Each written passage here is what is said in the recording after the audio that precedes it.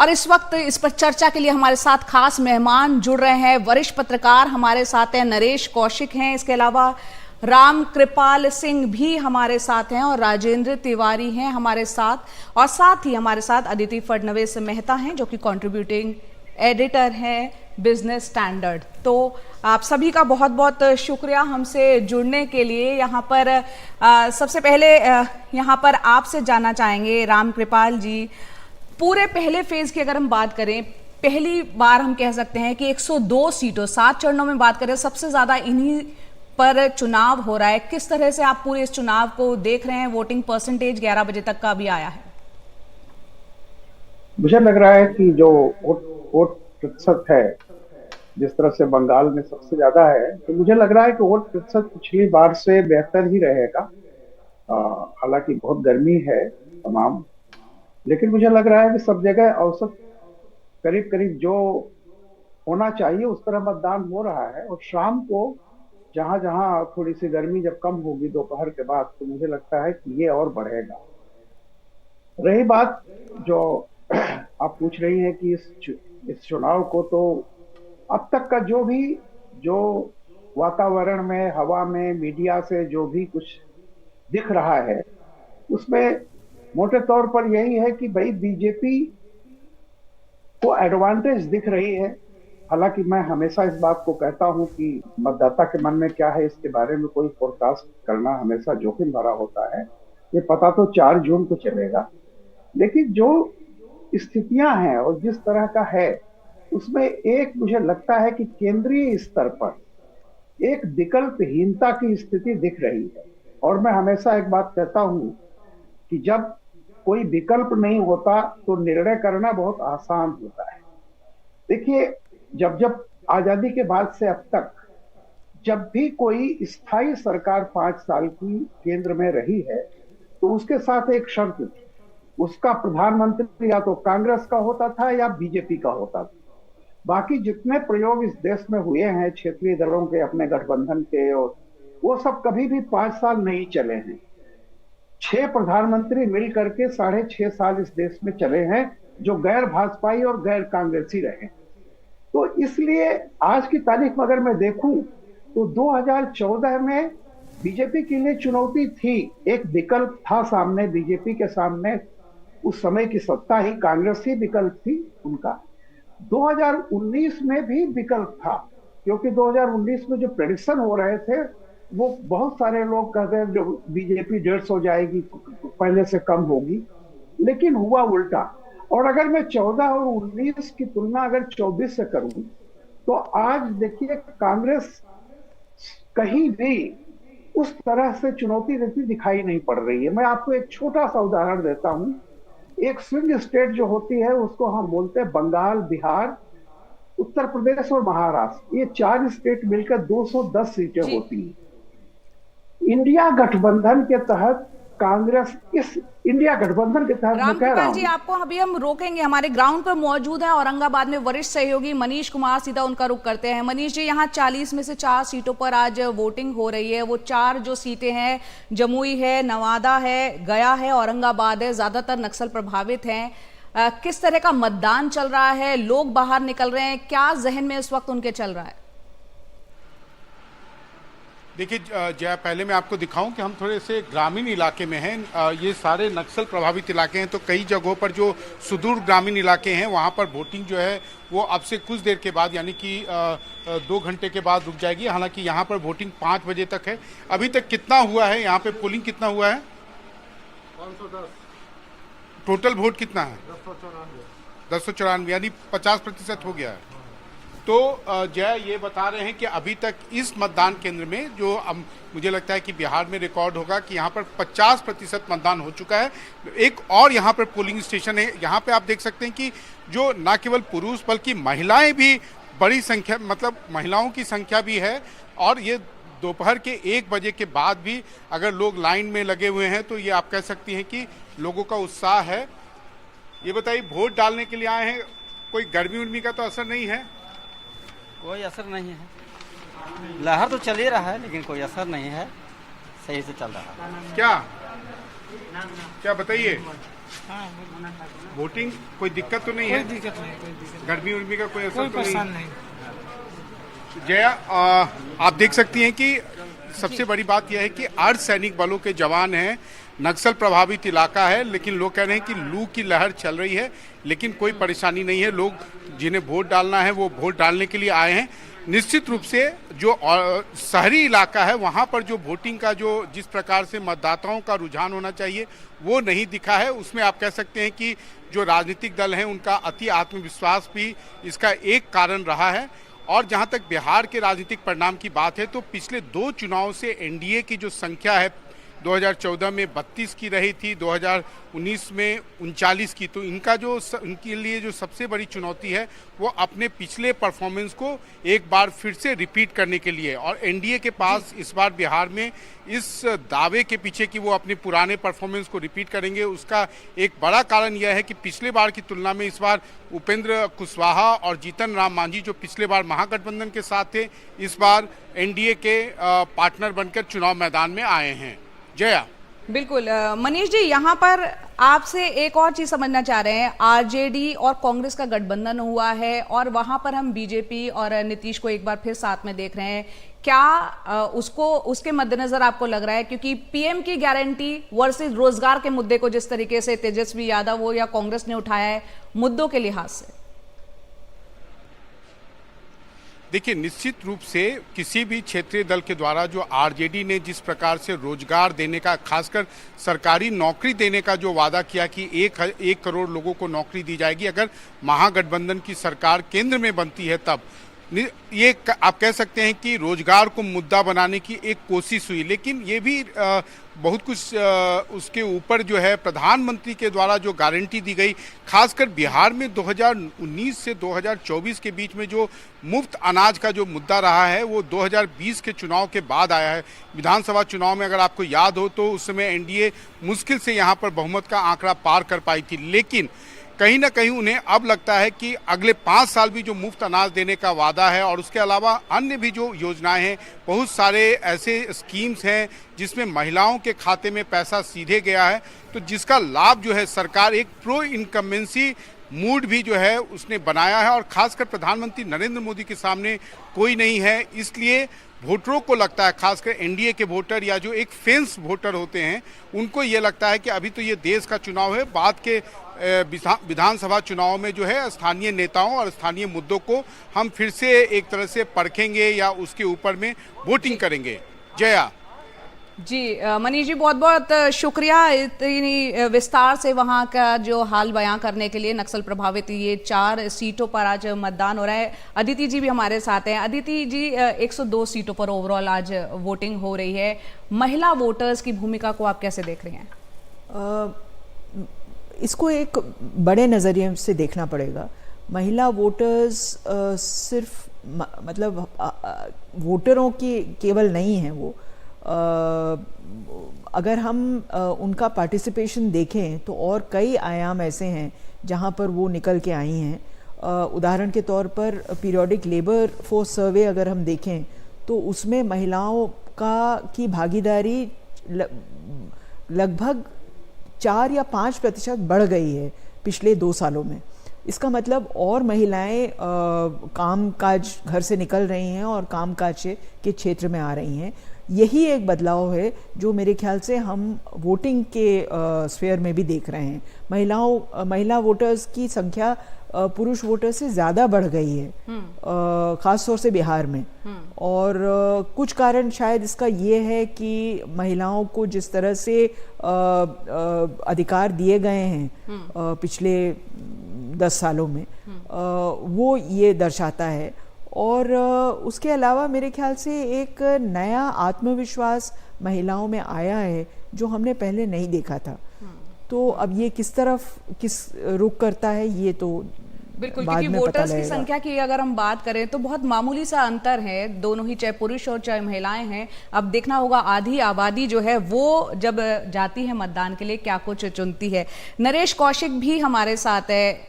नरेश जी, आपसे अब हम ये समझना चाह रहे हैं कि इस बार हमने देखा है रैलियों में जो है संविधान को लेकर काफ़ी बातें हुई हैं, मुद्दे उठे हैं और आज जो 102 सीटों पर चुनाव हो रहा है उसमें से 18 जो है एससी और 11 एसटी की सीटें हैं। तो इस बार चुनावी रैलियों में जो संविधान का बहुत जिक्र हुआ है, क्या एससी एसटी में आरक्षण खत्म करने को लेकर या संविधान में बदलाव को लेकर आप कुछ देख पा रहे हैं, उनके जहन में कुछ चल रहा होगा? ये मुझे नहीं ये लगता मुद्दा कि होगा कोई उनके आगे? इस चुनाव में ये मुद्दा विपक्ष जरूर उठा रहा है, संविधान खतरे में है और पता नहीं इसके बाद में भारत इस रूप में बचेगा कि नहीं, भारत में लोकतंत्र बचेगा कि नहीं।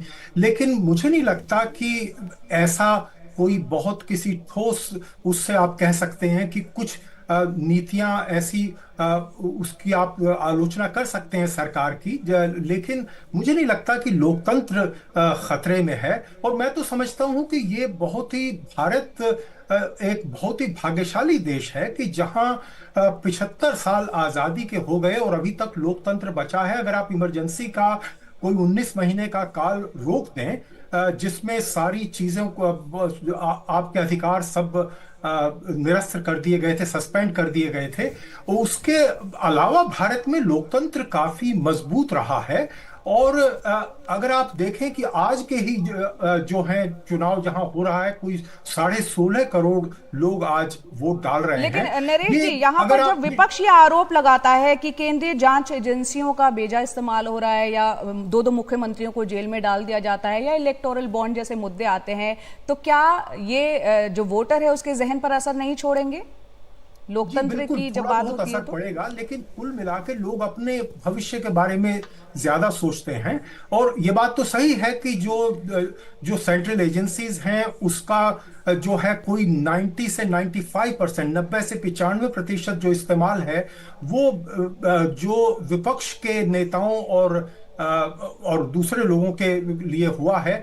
लेकिन ये भी सही है कि अगर आप देखें आंकड़े तो पॉलिटिशियंस पर केसेस उतने ज्यादा नहीं हैं जितने बाकी लोगों पर हैं। तो ये बात सही है कि हम मीडिया में ये चीजें ज्यादा देखते हैं और ये बात जरूर है कि लोकतंत्र खतरे में है, ये बात उठा रहे हैं और उसके पीछे जो है कुछ भय जरूर दिखता है, क्योंकि बड़े जो है नेता विपक्ष के इस समय जेल में है कई पार्टियों के। लेकिन मुझे नहीं लगता कि ये एक बड़ा मुद्दा होना चाहिए। मैं तो समझता हूं कि ये जैसा मैं कह रहा था कि 16.5 करोड़ लोग तो आज ही वोट डाल रहे हैं, जो फ्रांस और ब्रिटेन की आबादी के बराबर है। 1 अरब लोग वोट डाल रहे हैं इस चुनाव में, जो पूरी दुनिया की आबादी है उसका करीब 1/6 है, यानी को 6वां भाग है। तो मैं ये समझता हूं कि इसका तो स्वागत होना चाहिए।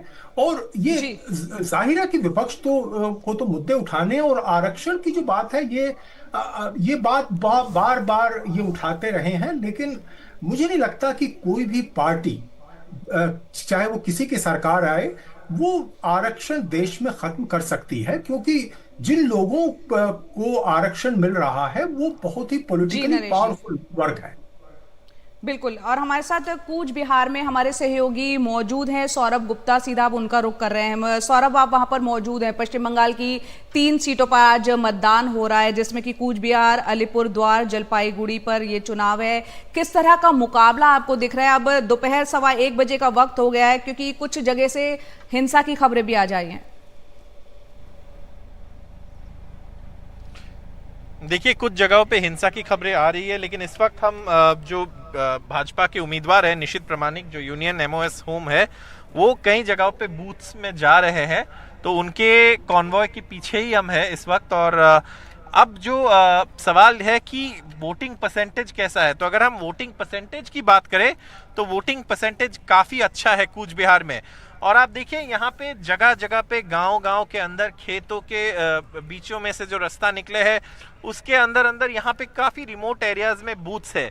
तो ऐसे वोटिंग बूथ में अभी सारे जो उम्मीदवार है, जैसे कि निशित प्रामाणिक मैं बता रहा था आपको, अभी इस वक्त यहाँ पे पहुंचे हैं और वो यहाँ पे इस वक्त लोगों से मिल रहे हैं और यहाँ पे लोगों से बातचीत कर रहे हैं। तो ये स्थिति है। लेकिन कूच बिहार में आज सुबह हमने निशित प्रामाणिक से भी बात किए हैं कुछ देर पहले।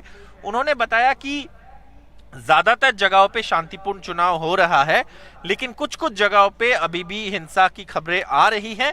और ये हिंसा की खबरें कुछ कुछ जो शहर से सटे हुए इलाका नहीं, बट जो शहर से थोड़ा दूर है, जो फैला हुआ इलाका है, वहां पे कुछ जगहों से हिंसा की खबरें आ रहे हैं। एक जगह से सुबह पथराव की भी खबर आए हैं, लेकिन फोर्स भी तैनात है हर जगह पे।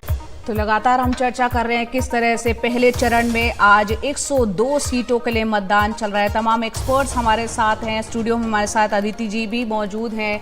अदिति जी, आप ग्राउंड पर अभी कई जगह होकर आई हैं, तेलंगाना गई थी आप, महाराष्ट्र के कई इलाकों का दौरा हुआ, ग्राउंड पर आपको क्या दिख रहा है इस बार जब जनता बाहर निकल रही है वोट डालने के लिए? क्योंकि 2014 में हमने देखा था एंटी इनकम्बेंसी कांग्रेस के खिलाफ एक बहुत बड़ा एक फैक्टर था, 2019 में हमने देखा कि राष्ट्रवाद एक बहुत बड़ा मुद्दा था। इस बार आप ग्राउंड पर जा रही हैं, क्या मुद्दा आपको दिख रहा है? देखिए, 2014 में जो मूड था वो था खदेड़ो, जो भी सत्ता में है उसको निकाल के बाहर फेंको और नए लोगों को लाओ। ऐसा हो गया। 2019 में एक भावुकता का सा उफान हुआ जिसमें कि पूरा देश बह गया। जो जिस तरह से सर्जिकल स्ट्राइक्स हुई और उस तरह वो सब इश्यूज बहुत मुखर होके आए बाहर। इस बार एक तरह से कोविड भी हो चुका है, एम्प्लॉयमेंट की स्थिति उतनी अच्छी नहीं है, लोगों को घर बैठे सब कुछ मिल रहा है, लेकिन दिल मांगे मोर। तो एक नई परिस्थिति का सामना लोगों को करना पड़ा है। कोविड हो चुका है, घर के कई लोग चले गए हैं, कईयों की नौकरियां चली गई हैं और सरकार ने हाथ पकड़ा है। सरकार का वरद हस्त उन लोगों पर है जो कि सबसे पिछड़े हुए हैं और सबसे दबे हुए हैं, लेकिन फिर भी लोग नई चीज़ चाहते हैं और वो नई चीज़ क्या होगी इस पर डिबेट हो रहा है। कांग्रेस और इंडिया अलायंस एक तरह से जो पुरानी टीस है उसको सुगबुगाने की कोशिश कर रहा है, उसको लोगों को समझा रहा है कि अभी जो कुछ आपके पास था वो आपके पास लौटा नहीं है। और भाजपा ये जताने की कोशिश कर रही है, या एनडीए ये जताने की कोशिश कर रही है कि जो कुछ मिला है वो हमने दिया है आपको और भी मिलेगा। बिल्कुल। तो उत्तराखंड की भी एक बार बात यहाँ पर कर लेते हैं, उत्तराखंड की, क्योंकि 5 सीटों पर आज मतदान हो रहा है। किशोर रावत देहरादून में मौजूद है, हमारे सहयोगी। किशोर, यहाँ पर अगर पिछली बार की बात करें या उससे पहले की भी, तो 5 सीटों पर बीजेपी ने अपना परचम लहराया था। इस बार क्या दिख रहा है? आप वहाँ पर मौजूद हैं और हम लगातार चर्चा कर रहे हैं लोगों के जहन में क्या चल रहा है, आप भी अगर पढ़ पा रहे हो, क्योंकि वोटरों से आप भी बात कर रहे हैं। बिल्कुल, उत्तराखंड की अगर 5 लोकसभा सीटों की बात करें तो 2014 और 2019 में बीजेपी के पास रही थी। 2009 में जाहिर सी बात है कि कांग्रेस के पास थी। उसके बाद कांग्रेस की अब उम्मीद है कि वो इस बार 2024 में ये सीटें 5 जीते। मुद्दों की अगर बात करें तो उत्तराखंड में हर जगहों पर अलग अलग तरह के मुद्दे हैं। बेरोजगारी, महंगाई ये ज़रूर है। इसके अलावा कानून व्यवस्था की भी बात करें, महिला जो सुरक्षा की बात करें।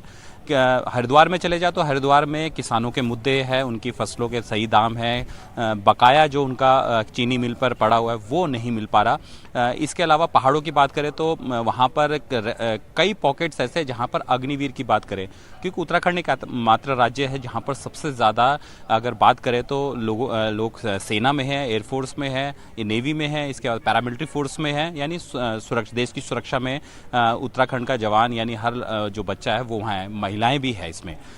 ये सारे ऐसे मुद्दे हैं। वहाँ बीजेपी की अगर बात करें तो बीजेपी का दावा है कि उन्होंने विकास किया है। जाहिर सी बात है, ऑल वेदर जो रोड है उसको बनाया है, सड़कों की स्थिति अच्छी की है, रेलवे लाइन लंबे समय से थी उसको भी मांग को पूरी किया गया है। चारों धामों की मैं बात करें तो उनका डेवलपमेंट का काम चल रहा है। दूसरी बात ये, अगर ओवरऑल मैं अगर अब चुनावों की बात करूँ तो जो यहाँ पर मतदाता है वो बोल नहीं रहा है, वो आ रहा है और वो कह रहा है कि नहीं अच्छा काम कर रहे हैं, लेकिन बेरोजगारी भी है, महंगाई भी है। और उनसे अगर बात की जाए तो वो खुलकर नहीं बोल पा रहा, यानी साइलेंट है उत्तराखंड में। तो उत्तराखंड में अगर ये चीज़ें सामने अगर नज़र आती तो बहुत सारी चीज़ें कहती है कि शायद हो सकता है कि एक जो नया युवा वर्ग है वो नौकरी, महंगाई की डिमांड कर रहा है कि ये इनको कम करना चाहिए। और सबसे बड़ी बात है, एक जात पात की बात बहुत ज़्यादा लोग बोल रहे हैं कि जात पात नहीं होना चाहिए, विकास के नाम पे वोट देना चाहिए। अभी फ़िलहाल मैं जिस जगह पर हूँ पोलिंग में, क्योंकि अभी थोड़ा यहाँ पर जो पोलिंग पार्टीज़ है वो लंच कर रही है, वोटिंग भी कम होगी, धूप बहुत तेज़ है, गर्मी है, इसकी वजह से लोग अभी वोट डालने नहीं आ रहे हैं। लेकिन यह है कि 3 या 4 बजे के बाद यहाँ पे लंबी लाइनें लगनी ज़रूर होगी। देहात का इलाके बात करें, देहात में अच्छी पोलिंग हो रही है। कई जगहों पर मैं खुद गया, वहाँ पर मैंने जिस तरीके से देखा, वहाँ पर वोटर्स बाहर निकल के आ रहे हैं और वोट डालने आ रहे हैं। और सभी जिस तरीके से लगातार महंगाई, बेरोजगारी की बात कर रहे हैं, लेकिन विकास की बात कर रहे हैं कि बहुत सारा काम हुआ है और लेकिन अभी बहुत कुछ होना है बाकी। तो ये बहुत कुछ होना बाकी और जो डिमांड्स है उनमें बीच में ही ये पूरा चुनाव टिका हुआ है। अब ये तो 4 जून को ही रिजल्ट ही बता पाएगा कि किसका प्रभाव चला और किसका नहीं। लेकिन उत्तराखंड में जाहिर सी बात है वोटर जरूर साइलेंट है। जी बिल्कुल, बहुत बहुत शुक्रिया यहाँ पर किशोर ये तमाम जानकारी देने के लिए। और हमारे साथ नरेश कौशिक भी हैं जो कि वरिष्ठ पत्रकार हैं। नरेश जी, आपने अभी किशोर को सुना, उत्तराखंड में थे, वो कह रहे थे बहुत से वोटर्स जो हैं वो साइलेंट भी है, बेरोजगारी उनको नजर आ रही है, उनको महंगाई भी नजर आ रही है, लेकिन विकास भी उनको दिखाई देता है। तो जाहिर सी बात है एक अनएक्सपेक्टेड भी रह सकता है। 4 जून तक इंतजार करना होगा कि आखिर होगा क्या। देखिए, मैंने पिछले 40 वर्षों में बहुत सारे चुनाव कवर किए हैं और हर चुनाव में बेरोजगारी एक मुद्दा होता है, महंगाई भी मुद्दा होता है। तो और भारत जो है, क्योंकि उसमें युवा वर्ग का जो नंबर है वो बहुत ज्यादा है, इसलिए ये बेरोजगारी का मुद्दा जरूर है।